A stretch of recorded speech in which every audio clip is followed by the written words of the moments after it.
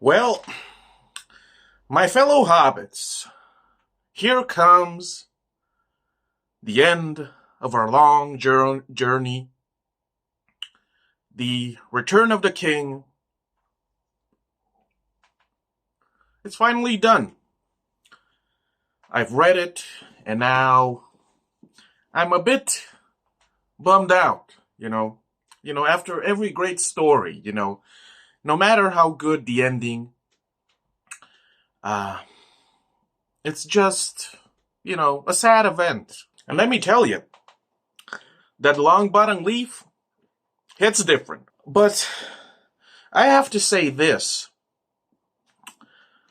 Out of the free books, I don't know what it is. Maybe it's, Lord of the Rings fatigue. This is a long book series, but particularly with the Return of the King, it took so long to finish. I don't know what it is. It might be fatigue. It just took such a long time to finish. Reading it at times was just, I don't know, a bit stifling. And I have to say this. Maybe you agree or maybe you disagree, but out of the free books, The Return of the King to me is the most dull, the most, bland. I don't know what to say. And, I have to reiterate. The Fellowship and the Two Towers, they were just popping off.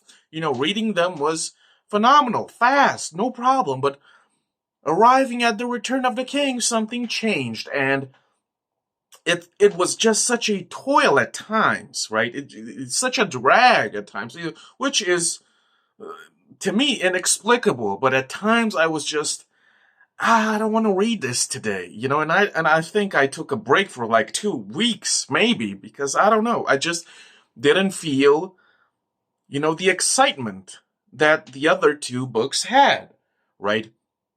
And to prove my point, the very first chapter, the very first page of this book begins with Pippin being at Gondor, just, going on this, touristic exploration of Gondor. He, basically just visits the place with some guard, and then his son. It's just, I don't know. It's not my cup of tea, right? This book in particular doesn't start off well. And I have to say this, the first half, right, which is, the battle at Gondor and the full force of Sauron, attacking, and the great battle, it was kind of stale at times, kind of meh, right? It didn't, to me at least, it didn't provide the necessary ingredients for something being, extraordinary. And that's just my personal taste, I guess, right? So that's about it for the first half. And I will forever say this. This is my only real criticism of Tolkien's writing, which is his dialogue is stiff. His dialogue has no room for any kind of, surprise or anything. Everybody talks the same, with few exceptions. I would say that Samwise Gamgee is the only character that has any flair, to how he talks.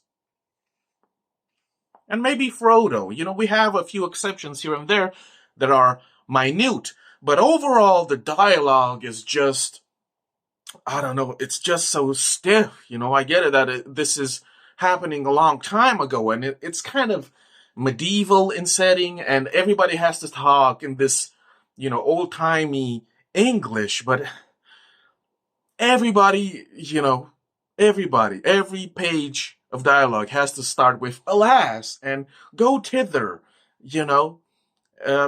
and before ere long, and all of this, it's just too much. When everybody talks the same way, they kind of blend. They kind of become one and the same, and it's a bit difficult at times to distinguish, the characters.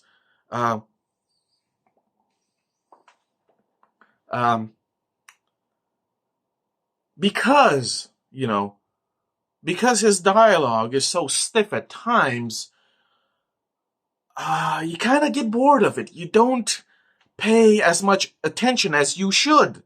This is the problem when you use this old-timey dialogue, right? You're like kind of, oh, here we go again with the alas, and come thither, ye mighty dee, right? All of this, it's unfortunate. It's just my personal taste, my personal opinion. It's too much dialogue. Should be a way of showing, the differences and the, out of the ordinary aspects of each character. If every character speaks the same way and uses the same exact, series of words, then it kind of loses a bit of impact, right? But anyway, in the second part, we deal with our two hobbits, Sam and Frodo, and how they, make their way to the Crack of Doom. And yet again, I have to say this, the original movie trilogy, the Peter Jackson movie trilogy, they took what was already there and improved upon it. They polished it. They took out what was unnecessary and elevated it to a new level. Okay? In the second part, we have Sam and Frodo, and they're kind of sneaking around in this desolate wasteland that is Mordor, and boy, oh boy, it's so bland. It's so unexciting. It's so tedious. It's so exhausting to follow them. And I guess this might be the point, because they're both exhausted by this point. And I'm just like, in every chapter or a couple of pages, we have to learn about the fact that they don't have any food and they don't have any water, and the place is just hell on earth, and they can't sleep well, and they have nightmares, and they're tired. They're so tired, and on and on and on it goes. And I guess this might be intentional, right? I would say that probably 100% it's intentional, but I, as a reader, am just, I'm just like put off by this. I'm repelled by this. It's just so tedious. That's what I want to say. Even if it is intentional from the author, it's still just, can we move on from this?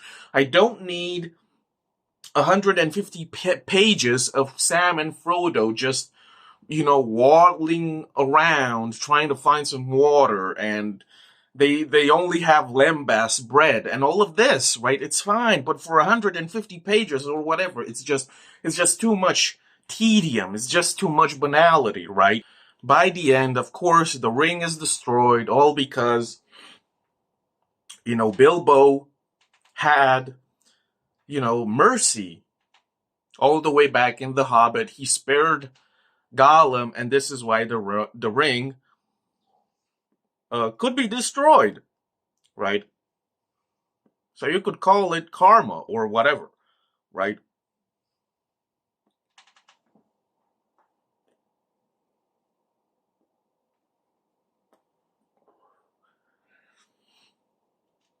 But, of course, by the end, Frodo kind of fails at his quest, because at the very last second, he decides to take the ring for himself. And a lot of people have said, well, because of this, Frodo actually failed. He failed miserably. He isn't a real hero.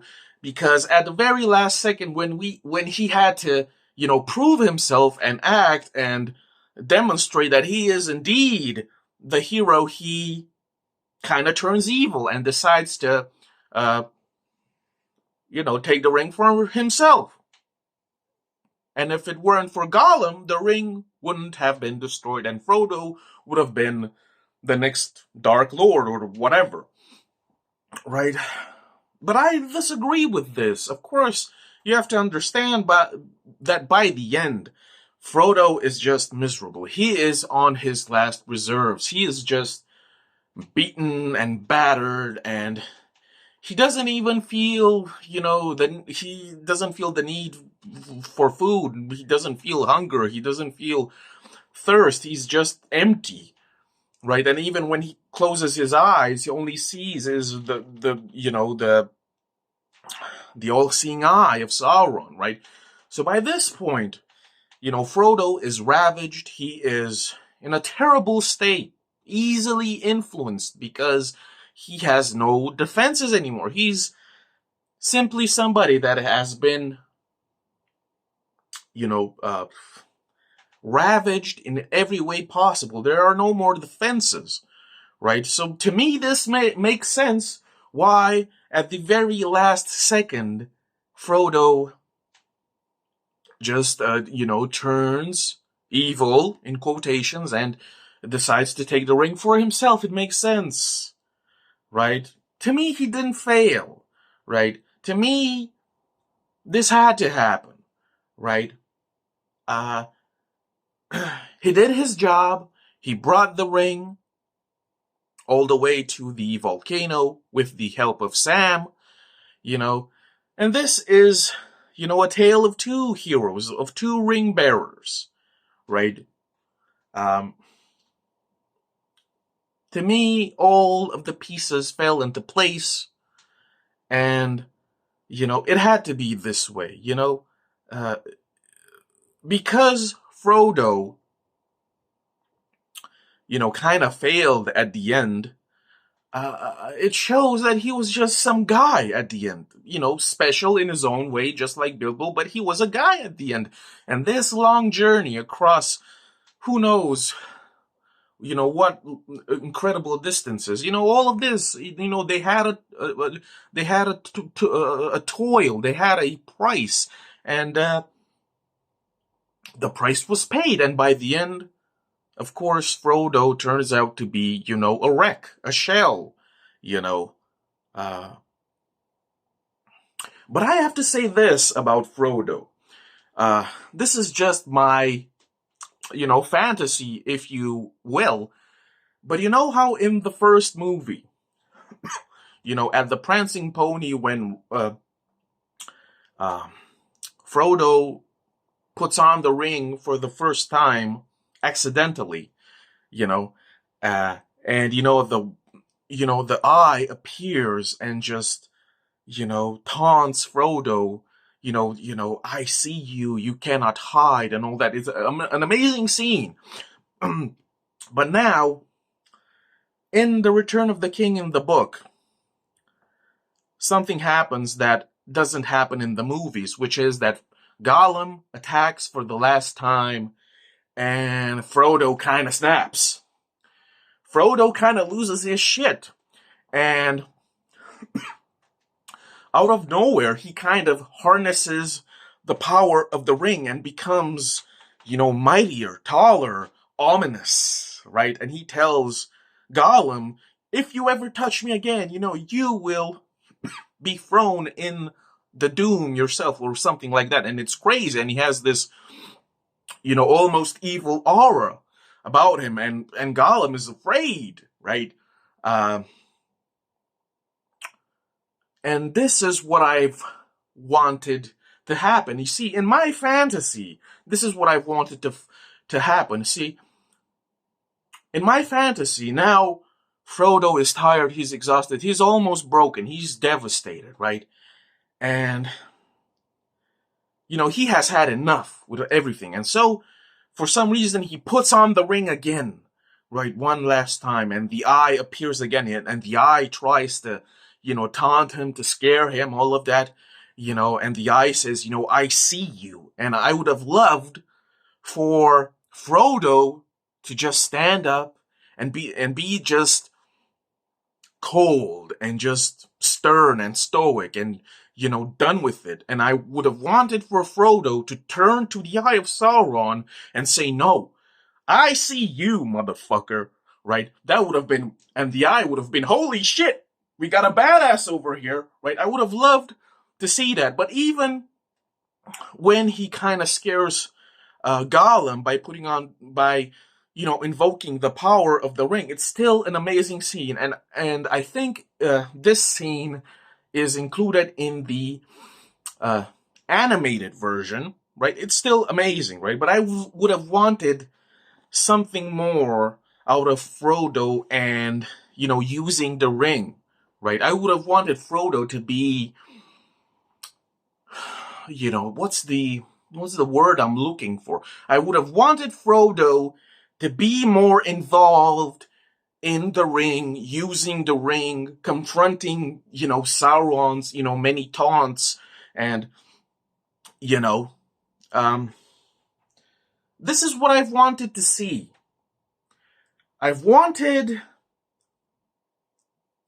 Frodo, because Frodo is special. He has, he has a will over the ring, if you will, in this scene where he, basically tells Gollum to fuck off, right? I would have loved for Tolkien to write this in such a way that there would be a sort of, basically some sort of fucking love triangle between the Eye, the ring, and Frodo. And I would have loved to see, as the story progressed, for Frodo to become a bit more dark, a bit more darker, a bit more malicious and hostile, right? And because of this, he gains, a bit more control over the ring. And in my fantasy, the ring has a will of its own, and because the ring sees that Frodo is kind of grown up, he's becoming evil in a way. He's got that dark aura. In my fantasy, I would have loved to see, this, almost spiritual fight between the ring having to choose between Sauron, the Eye, and Frodo. That would have been interesting. Like, I would have loved to see the ring waver between masters, I would have loved that. It would have been interesting to, this, question, if you would, if Frodo continued to, harness the dark powers of the ring. The question is, would the ring kind of choose Frodo instead of going back to his master, the Eye Sauron? That would have been interesting. Like, the ring seeing Frodo as the new and improved Sauron. That would have been something else, right? And this is just a fantasy of mine. I would have loved for Tolkien maybe to write something like this, right? To in the sense to show that even though the ring has a malevolent, venomous influence over Frodo, that at the same time, Frodo is so special that he also has an influence on the ring, right? And this would show that Frodo is different. He is built different. And in the books, of course, he is built different. But, this is just a fantasy of mine.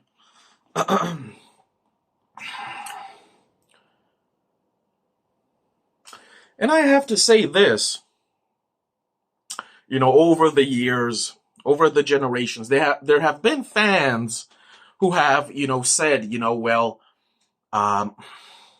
why didn't the company just take the Eagles and flown all the way to Mordor to, destroy the ring from the beginning, of course. And of course, there are many explanations to this, but, me being a writer myself, I can tell you clearly that the reason they didn't take the eagles is for the sake of plot convenience. Because otherwise there would be no books, there would be no story, and what are you gonna do? Right? Of course you can make the argument, if they used the eagles, they would have been attacked by the Nazgul, etc., or whatever, or they would have been seen by the Great Eye. But overall, the reason they didn't take the eagles is for the sake of plot convenience. Okay? And I love the fact, you see, there's I think it's a radio interview with Tolkien, and a fan asks him through a letter, why didn't Frodo and company take the eagles to Mordor from the beginning? And basically, Tolkien's answer is like, basically his answer is, well, fuck off, dude. Fuck off. You know exactly why, right? It's funny as hell, right? But I also have to talk about this, and I haven't seen this talked about in frequently, which is the tragedy of Bilbo and Frodo Baggins. Because from the moment that Bilbo gets his hands on the ring, everything is set in stone, and both of them, Bilbo and Frodo, are doomed, right? And it's just such a tragedy, right? I mean, Bilbo takes the ring, and he keeps it for 60 years, right? And he is on his merry way to becoming the next Gollum. And then, Frodo takes the ring, and in the book, he keeps it for like 17 years, which is hilarious, right? But it's still devastating, because when they embark on the journey, it lasts for like a year, and in that year, Frodo is just eaten alive by, the ring and its weight, right? It's just such a tragedy. These two characters, these two Baggins, these two hobbits are different. They're built different. They're special. For whatever reason, maybe they have an unusual mindset. Maybe they have incredible willpower, but it's still, their lives, are a tragedy. It is what it is, right? And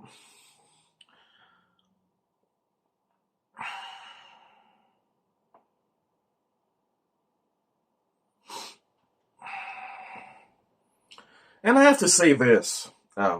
This version of the Return of the King, it has one big-ass appendix at the end, which, listen, I'm going to confess, I didn't read it all because I'm not interested in all of this lore, all of these specifics about the language and, lore about the dwarves, and the line of kings and the line of elves. I'm not interested in that.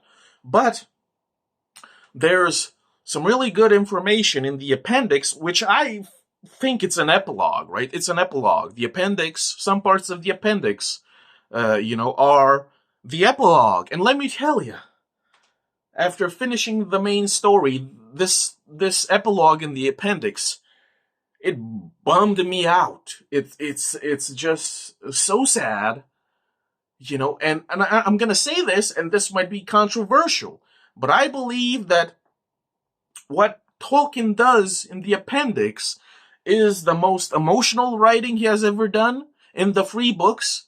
In a few pages, he just comes out of nowhere and just writes this sad ending to all the characters, and I'm just like, this is more impactful, more potent than the free books combined, right? I mean, how Aragorn and Arwen's story ended, it was just so bittersweet. So it got me feeling a certain type of way, we find out how they both met. We find out more about Aragorn's childhood and his backstory, how he met Arwen and how they got together, and we find out how their story ended. Aragorn died, and Arwen, she just went back to the elf forest and died alone. And it's just like, this is some sad stuff here, right? You think, oh boy, we're all triumphant. We've beaten Sauron the Evil and his minions, but, and this is what Tolkien does. He just writes about life as it is, and all of these characters, most of them, if not all of them, they get what they desired, Sam marries Rosie and has kids and becomes the mayor, and Pippin and Merry are these esteemed hobbits that are, I don't even know what positions they occupy, but they're all respected and admired, right? And so on and so forth. And they all live happily ever after, and they live long lives with family and friends. And Gimli and Legolas, they travel, and then they go, to the Grey Havens and beyond with the ship. And I guess Sam goes as well when he's like 96 or whatever. And Merry and Pippin, they go to Gondor, and they die there, and they are put right next to Aragorn's grave, and you're like, Jesus, good conquered evil. Good won against evil. Our heroes, they were triumphant, they were victorious, they had long and fulfilling lives filled with love and etc. But still, at the end of the day, they all died, they all went away, they all disappeared, and it's just like, this is what happened. Like, while reading these 3 books, I was, pretty, pretty stoic, but reading these parts in the appendix, I was getting emotional, I was getting sad, I was getting depressed, like, Jesus. I've been with these characters for 3 books, and just Tolkien just comes out of the woodwork in this appendix and just fucking gives the finishing blow, right? It's just so sad, right? And Frodo leaves, with Gandalf and Bilbo. They take the ship, and you're like, Jesus, right? And Frodo gives Sam his red leather book, and it's just, it all comes together nicely, right? But I have to say this, and maybe this will be the end. Before reading the books, I was spoiled about the scouring of the Shire. I knew about it. I knew that bad things had happened to the Shire, but I didn't know the details, right? So to me, the scouring of the Shire, I thought it would be like our 4 hobbits come back to the Shire and everything is in flame, everything is burned down, there is no more Shire. I thought that this would be a scorched earth policy, which would have been, horrible, right?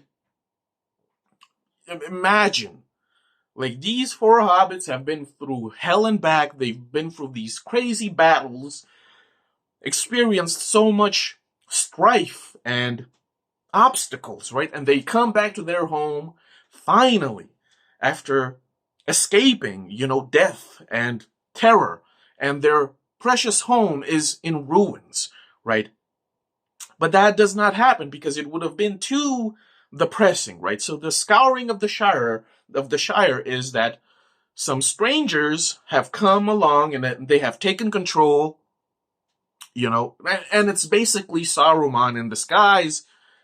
And this shows just what a little bitch boy Saruman is, because he has this problem with grudges. You know, he has a massive grudge against Gandalf.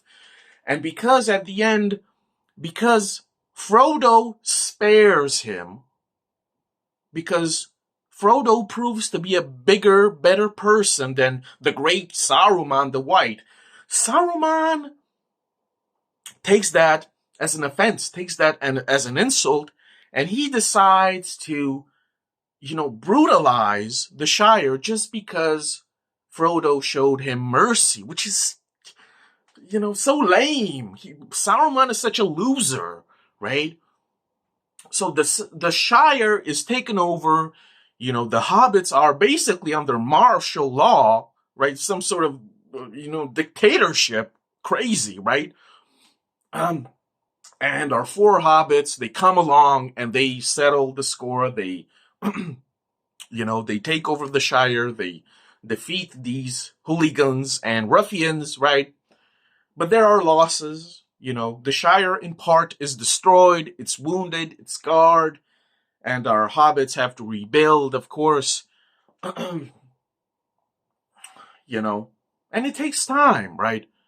And I think this part is the best writing that Tolkien does, because I guess this shows his, first-hand experience with war and the consequences and repercussions of war, right? Because imagine, you're young, you're being drafted to this crazy war. Who knows how long it takes? You see all sorts of horrors, right? And somehow you escape. It's finally over. You come home and you think finally it's going to be quiet. It's going to be peaceful. And guess what? Even your little home has been devastated, has been raped, has been pillaged, has been scarred and wounded by fucking, outsiders. And you're like, what the fuck? So in this way, Tolkien was extremely revolutionary because, I guess even then, the stereotype overall was to, every story ends with, a happy ending, and they all lived happily ever after, as Bilbo says, right? But it isn't so, right? Isn't so. Our heroes went through hell and back, barely escaped, and finally, when they come back home to experience some peace, they find that their toil, their torture isn't over because their little home has been, taken hostage. And now they have to fight. The fight continues. The Great War. It's over. And yet they still have to fight, another little, they have to fight a little war, right? So the fighting continues. Even if there is an armistice, the fighting never ends because there will always be bad people. And I guess, finally, this is Tolkien's, main philosophy, right? That no matter what you do, no matter how hard you fight, you'll always have to be vigilant because there will always be evil. There was the first dude, what was his name? Gargaroth or whatever the fuck, the first great lord, and Sauron was just his lackey, but the big guy, the first guy, Gargaroth, or whatever his name, and he was defeated, and his lackey, Sauron, became the Dark Lord, right? And so on. Sauron was defeated, the orcs were defeated, but still, evil is still about. No matter what happens, no matter what you do, evil will come back, evil will resurface, right? And I guess you always have to be vigilant, right? You'll always have to be vigilant. This is, I guess, the price we all have to pay for being alive. Because if we aren't vigilant, evil will grow and extend and prolong to, great extremities, right? It's still an amazing story, wonderful characters, classic, everlasting. This story and these characters will outlive us all. Of course, there are boring parts, to me at least, but, overall, it is, a massive triumph in literature and storytelling, Tolkien was different. He was built different. You know, just like these two hobbits, Bilbo and Frodo. There's something about them. They they stand out. They shine. Something's different about them. They excel at something, right? That is why um, they managed these two little hobbits. That is why they managed to, you know, do these great deeds and feats, right? Even though they were little, they still had something inside of them that was, you know, enormous, gigantic, which you might say is willpower, right?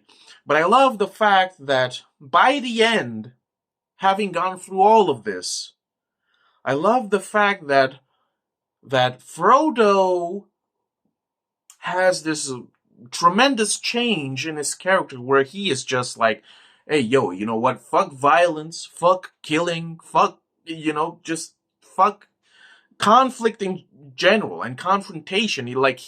When they go back to the Scoured Shire, he is the only one who keeps on repeating, hey, yo, please try not to kill people. Please try not to hurt people. And he is the only one who does not take up arms.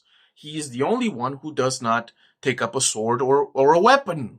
You know, and I love that about him. He has this, you know, to change, but it isn't pacifism. It is sympathy. It is mercy, right? He is the only one that abstains from violence, even though violence has been brought to his home, to his people, to his neighbors, to his loved ones. He is the only one who says, unless it is absolutely necessary to defend ourselves, our lives, we shouldn't promote violence. And that's something else. You know, by this, it shows that Frodo is above most people, right? You know, he might be a little hobbit, but inside he is a giant. Spiritually, he is a giant. Mentally, he is a giant, right? Because we're all guilty of this when, you know, maybe something negative happens. No matter how small, we tend to react with retribution. We seek vengeance, right? But Frodo, on the other hand, isn't like most people or like most hobbits. From this terrible experience, he grew as a person, you know, abhorring violence, right? Saying that violence, you know, violence will never be the way, right? But that's about it, you know. One ring to rule them all, one ring to find them, one ring to gather them all, and in the darkness bind them, in the shadows, in Mordor where their shadows lie, right? Those few lines, they're still cold. They're still cold, right? Genius. If you wanna support your boy, if you enjoy these videos, these reviews, I got a few books on Amazon. The link will be down below. If you want to support me, you can, you know, go there and buy some of these books. Thanks for watching. Keep on reading. See ya.